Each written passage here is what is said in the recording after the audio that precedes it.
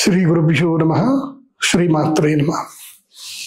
ఈ రాశి ఫలాలు ఎప్పటి వరకు అంటే దసరా వరకు ఈ రాశి ఫలాలు వ్యాలిడ్. ఇప్పుడు చెప్పేటువంటి రాశి ఫలాలు అప్ టు దసరా వరకు, అక్టోబర్ వరకు అంటే ఆగస్టు సెప్టెంబర్ ఈ 2 monthsకి అయితే ఈ యొక్క రాశి ఫలాలు వ్యాలిడ్ ఉంటాయి. కాబట్టి చెప్పేది జాగ్రత్తగా వినండి. ఎందుకోసం అంటే గురుగ్రహం మళ్ళీ అక్టోబర్లో మారుతాడు, నవంబర్లో మారుతాడు. గురుగ్రహం మారేంత వరకు ఈ రాశి ఫలాలు వర్తిస్తాయి. ఎవరెవరికో చెప్తాను వినండి.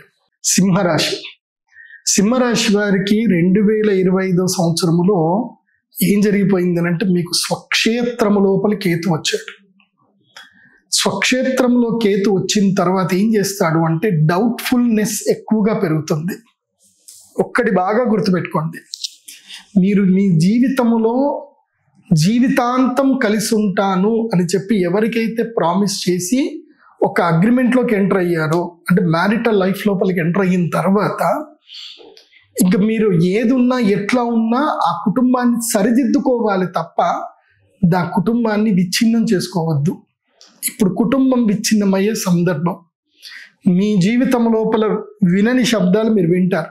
ముఖ్యంగా అబ్బాయిలు 498A అనే ఒక శబ్దం వినే అవకాశం ఉంటుంది.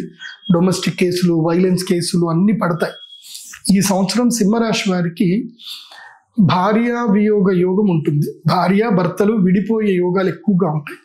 కాబట్టి రిలేషన్షిప్ నాశనం చేసేది ఒక్కటే, ఏంటి తెలుసా? ఫోన్ చెక్ చేయడము, వాళ్ళతో ఏం మాట్లాడావు, వీళ్ళతో ఏం మాట్లాడావు. అనుమానం అనేటువంటిది ఒక్కసారి జీవితంలో పుడితే అది పోదు, అది మిమ్మల్ని ఇద్దరిని విడగొడుతుంది. కొన్ని అనుమానం ఎందుకు వచ్చింది అంటే, నా వాడు దూరం అవుతాడేమో అన్న భయానికి మీరు వెతుకుతారు. ఫైనల్గా అయ్యేది అదే, దూరమే అయిపోతారు. వాస్తవంగా అక్కడ ఏమీ లేకపోయినా సరే దూరం అయిపోతారు. కాబట్టి నేనేమంటాను అంటే, అనుమానం అనేటువంటిది అస్సలు పెట్టుకోకండి. Things will go move on, అంతే. థింగ్స్ అలా వెళుతూ ఉండేది. పెద్దగా పరిశోధన చేసో ఇన్వెస్టిగేషన్ చేసో మీరు సాధించేది ఏమీ ఉండదు, కుటుంబం విచ్ఛిన్నం అవ్వడం తప్ప. కాబట్టి అనుమానం తగ్గించండి. ఇంకోటి నెగిటివ్ ఇది, కానీ పాజిటివ్ ఏముంది తెలుసా? మీకు గురుగ్రహం చాలా బాగున్నాడు, భాగ్యస్థానానికి గురువు వచ్చాడు. కాబట్టి డబ్బు వైపు ఎక్కువగా కాన్సన్ట్రేషన్ చేయండి, ధన సముపార్జన ఎక్కువగా చేయండి. విపరీతమైన డబ్బు వస్తుంది, విపరీతమైన ఆలోచనలు పెరుగుతాయి, ఐడియాలు వస్తాయి. ఐడియాలు ఇంప్లిమెంటేషన్ చేయండి, అవకాశాలు కూడా వస్తాయి. ఎక్కడ కూడా రెస్ట్ తీసుకోవద్దు. అందుకే నేను సింహరాశి వారికి చెప్పేది ఏంటంటే, ఇంట్లో తక్కువ బయట ఎక్కువగా ఉండండి. ఇంట్లో తక్కువగా మాట్లాడండి, బయట ఎక్కువగా మాట్లాడండి. ఫోన్ని ఎక్కువగా వినియోగించకూడదు. సోషల్ మీడియాలో అస్సలు యాక్టివ్గా ఉండకూడదు. పోస్టులు పెట్టడము, వీళ్ళతో చాటింగ్ చేయడము.